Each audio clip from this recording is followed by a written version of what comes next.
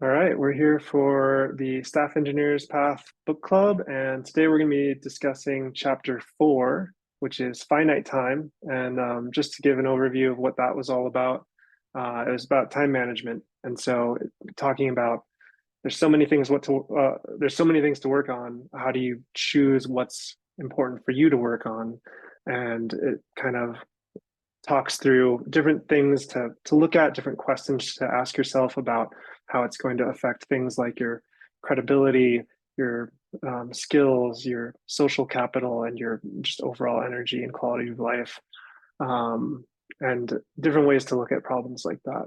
So I'll kick it off with the first item on the list here. It's kind of a long one, but so there was a quote that you might like to jump on every problem and you quickly learn that this is not sustainable. And so that's something that I definitely have struggled with in the past. I'm the person that always wants to like say yes and do everything. And kind of as it was described in the book, as I became more experienced and a little more senior, I learned not to do that. But the interesting thing that I thought, or that I thought of, was that in my experience, I used that habit in order to do things like gain credibility and social capital, especially when I first join a new company or team. For like the first 6 months, I try to do as much as possible to gain knowledge and to kind of like prove my worth to an extent. But then the trouble comes with after I've kind of achieved that, how do I pivot and free up that time for myself again? And that's somewhere that I've struggled. And so being the person that gets things done is good, but then it also means you kind of stop growing and you can, of course, run into burnout at that point.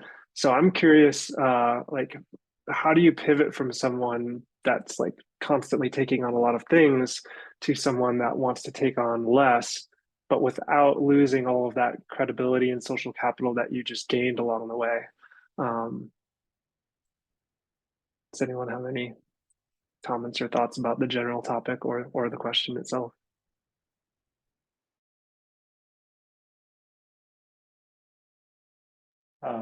I want to maybe add that I guess like I've been feeling the kind of the same as you do, Steve, and maybe I could steal like the thing Jesse just wrote down like from the book. You just like have to accept the reality that not everything is going to be like you cannot do everything at once. Like you cannot do all of the stuff at the same time.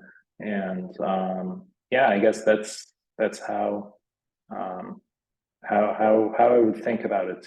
Like let's say, um, yeah, you just learn to accept that you cannot do everything at the same time. At least that's how I think of it.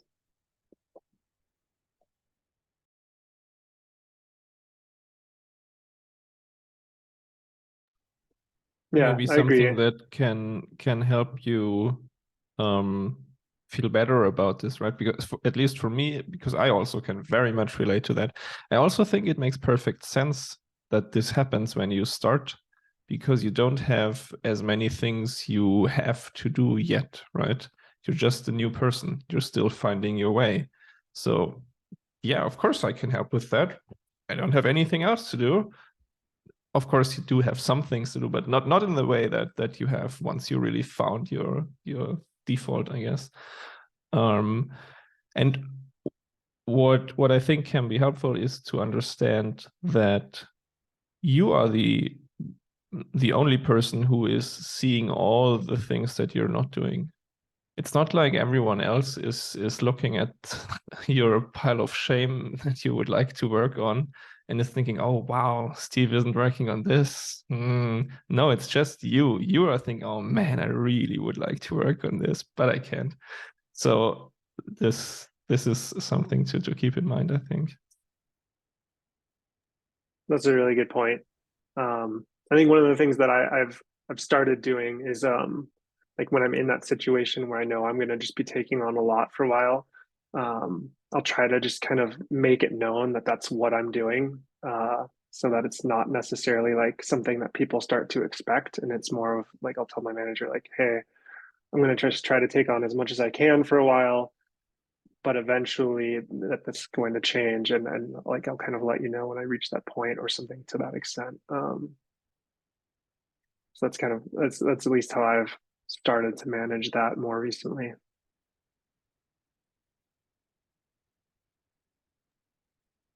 On the subject of being new and feeling the need to prove your worth, I had a coffee chat with a staff engineer on my team when he joined. And I mentioned that to him, that I'm, trying to, make MRs and contribute stuff. And he said, nah, man, when you're new, don't worry about being productive. Just like focus more on getting to know the organization, getting to know the people and maybe the components you're going to be working on, but don't worry about being productive. And that was a totally different take for me. I'd never heard that as a thing to do when you're new in a company.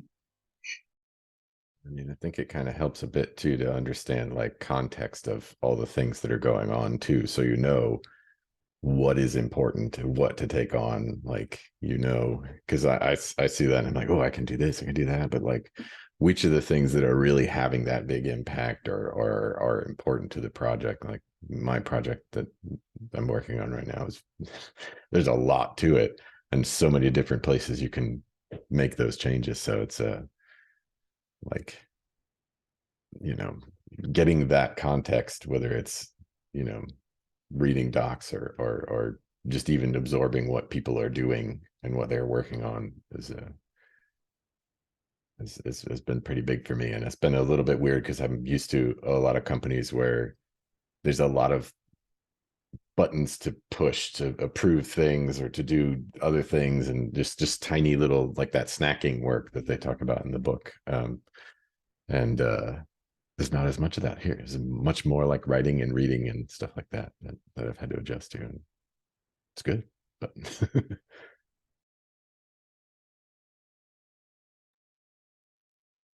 All right, Jesse, you want to go with your point? Sure. I mean, and it feels somewhat related to this conversation, right? But so this was kind of near the beginning of this chapter, this quote: you have to make peace with walking past things that are broken and suboptimal or just really annoying and taking no action.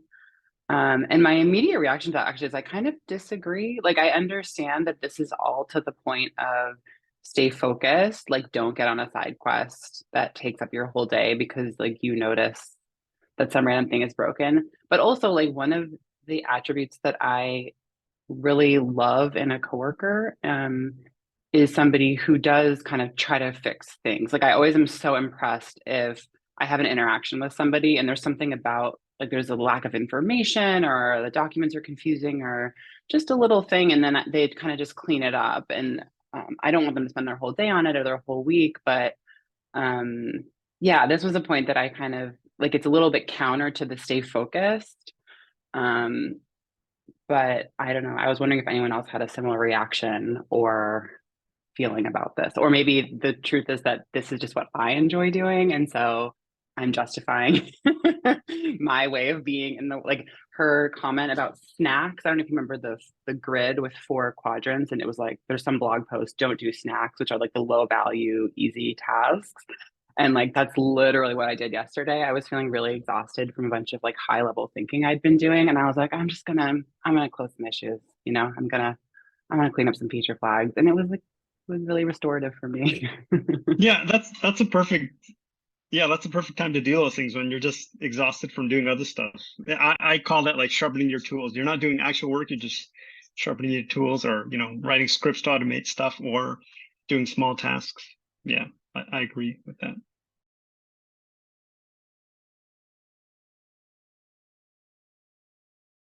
One thing that I noticed about this concept of snacks and low effort, low impact, because I was in the other time zones meeting as well, and I brought that up there.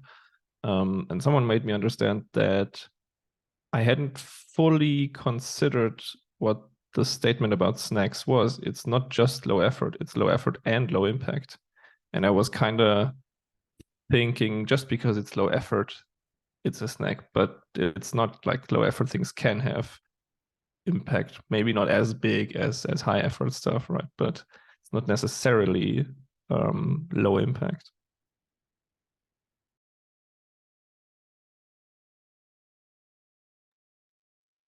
A comment related to that, but I also want to give the opportunity to who's in the doc next. So Ben, did you want to vocalize your point? Yeah, so working in support, I've got lists of things I want to fix all over the place. I've got bookmarks, I've got emails, I've got open tickets, and in some cases, I'll just take the approach, well, I'll raise an issue for that, and the next time I stumble over it, I'll fix it.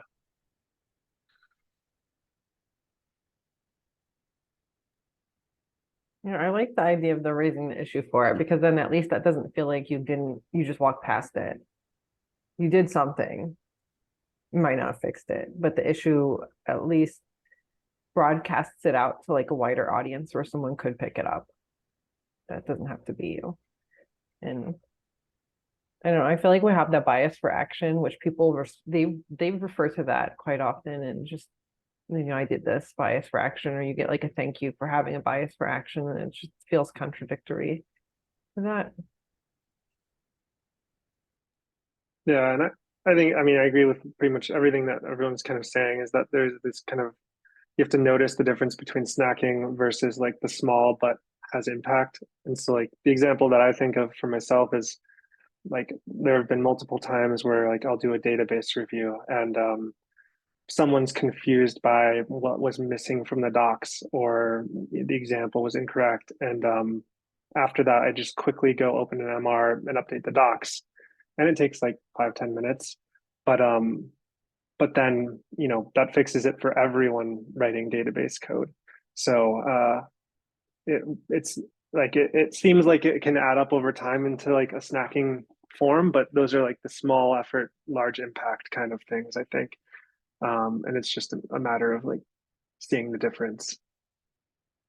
And I mean, it can be kind of specific too here, where there's a really heavy documentation culture because of the async nature of how we operate, that like at another company, updating the docs would be like, when you get to whatever, and like, but not here. That's really high impact. So, I mean, relatively speaking. So you have to think about that context too, I think, at least so far.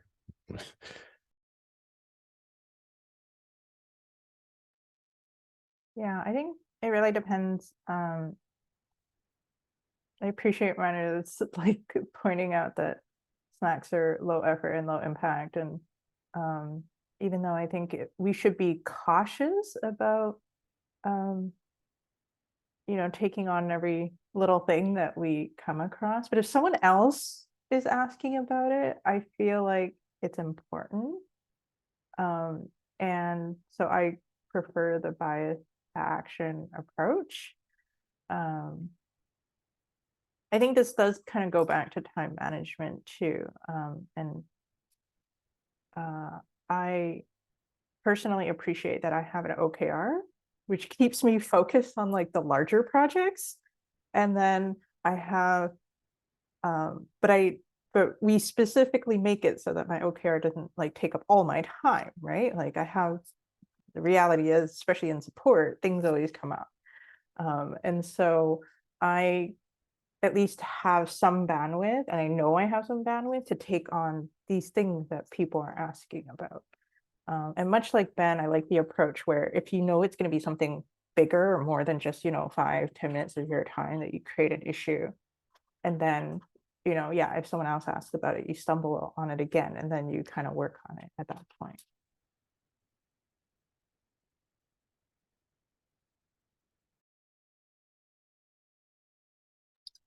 Oh yeah, I had another point at the bottom, which is just that this idea of kind of walking past things in order to focus on larger goals. It brought me back to the chapter on the 3 pillars, which were, I don't know, like long range thinking, right, about projects, like mentoring others, and technical leadership. Are those the 3? I can't really remember. And basically, I think this this idea of what, kind of stay focused on the big picture and make sure you're not getting on any side quests, that really fulfills that pillar of, technical leadership slash like making long ranging plans. But it's maybe not as helpful, for example, in like mentorship. Of course, mentorship can be organized, and she talks about putting that in your calendar, but like I really value, being able to kind of help people in a more one-off basis.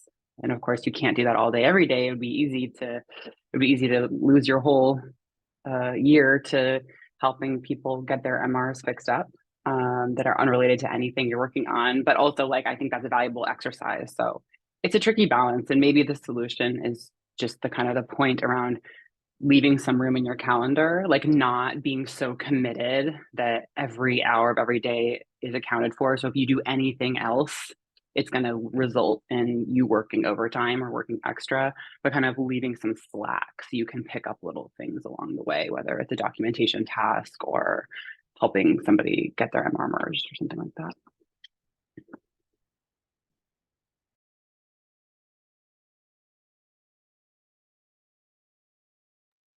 And I think that's like at some point, I think in one of the footnotes here, it talks about how like it's using the word projects throughout the chapter, but it's talking about like any kind of work. And so I think that's kind of like one of the ideas is that like when you decide to spend your time on anything, you're deciding to not spend it on anything else or something else. So like deciding to spend your time like helping someone and mentoring someone with an MR or doing a quick doc update. It's just a matter of deciding like, is this like a very good use of my time right now? And I think at GitLab, at least my experience is that it is very good for the higher level engineers to be doing a lot of those things because that is the role model example. And I know I've got like, the engineers that I look up to and I see the things they're doing every day that are at least visible to me. And I think like, oh, I should be doing some of those things. And so I do think those are very important tasks for people at any level to be picking up along the way.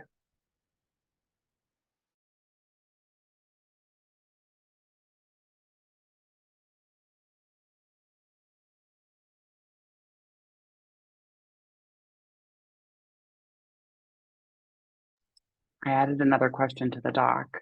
Also happy to let somebody else ask a question if you want to pop ahead of me. I guess the question I had here, I feel like the main strategy that I saw discussed in this chapter was like use your calendar to kind of like indicate what you're working on and when, which is like a time management strategy that I've heard from different areas, like schedule your weekend, schedule relaxation time on the weekend, put it in your calendar. Do people here do that? Do you do anything else? It looks like. Yeah, I actually struggle with this recommendation. Like I personally have like 3 calendars that I use to manage my personal family life, like then my life, which is mostly empty, and then work. The idea of trying to like schedule more stuff on there, it does not resonate with me. But I think that's because I'm already feel like I'm like very regimented and scheduled, and I do schedule a lot of things. I don't know. I don't have time to schedule anymore, but I am definitely interested to see what other folks say because I use the calendar to a point, but I don't put, I use it for meetings at work. Sometimes on Fridays, I've been trying to put in like training and blocking that to like make sure I do it.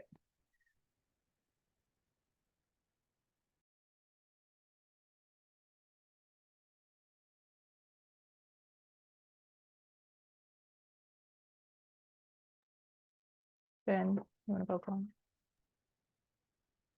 Yeah, I chaos still. I'm still on chapter 3. I figured if I didn't start turning up to these, I never would. I had a lot of chapter 3 left, and I just said, all right, it's 30 minutes before the thing. I'm going to get into 4.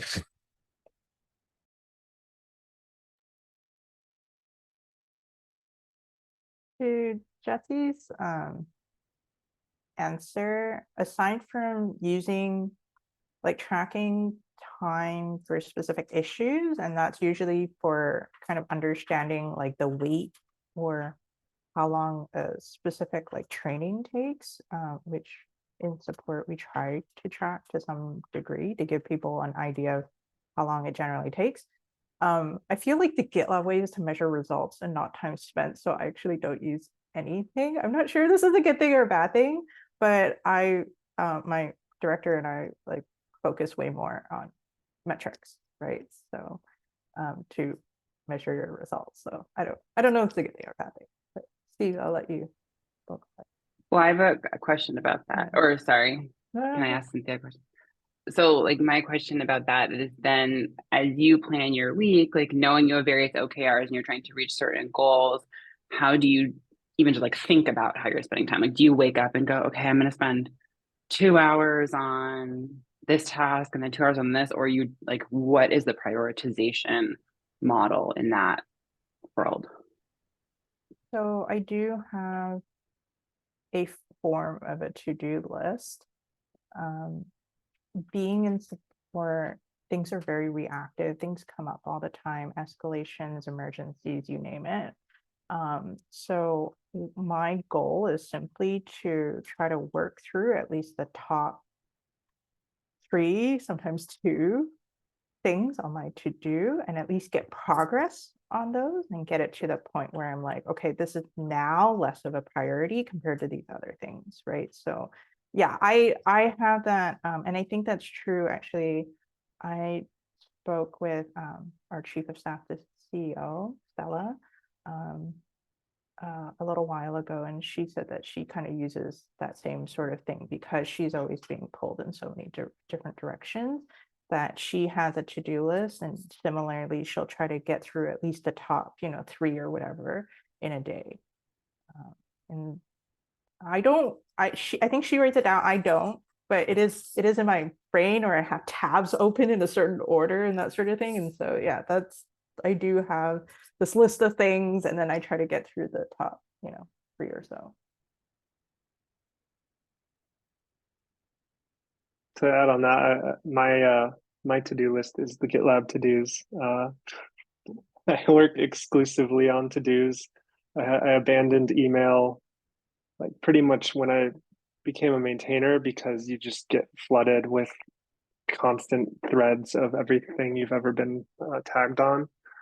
So it's interesting to hear how other people work on some of these things.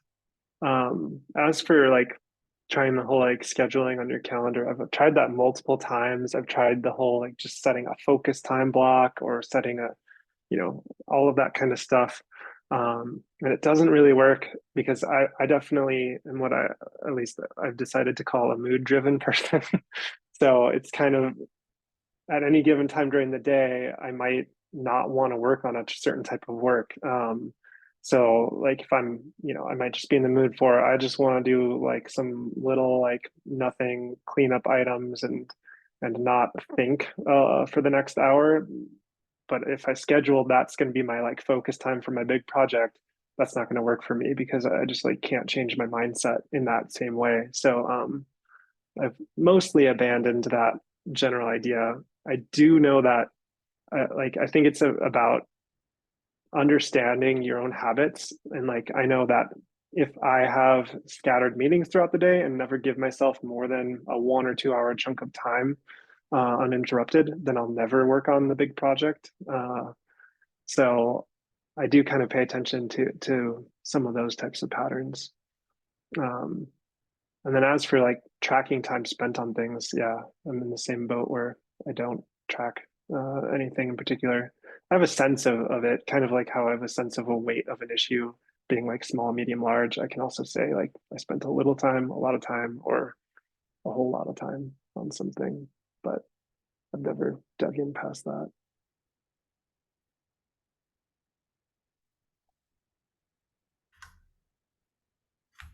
Looks like Ethan, you got the next point there. Yeah. I'm very much like you are, Steve, in that regard. I do.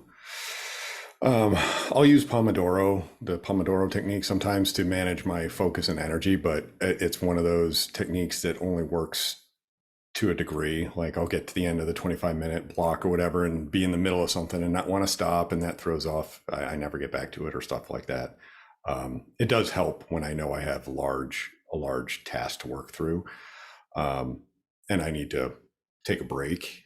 But I've also, like every morning, I try to note down the top 3 things if I can come up with them, the important things I need to work on.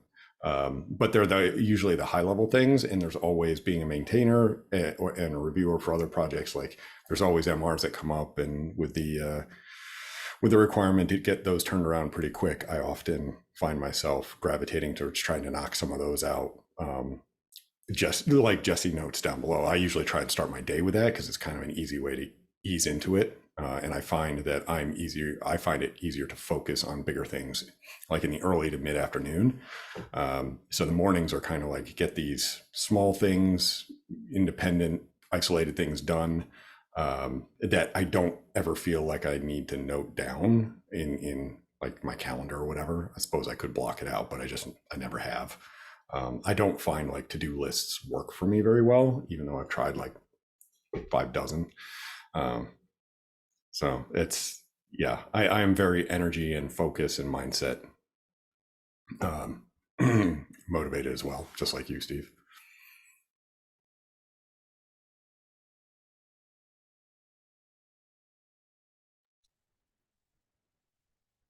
Great. Well, I think already noted, we're technically ending at 55, or yeah.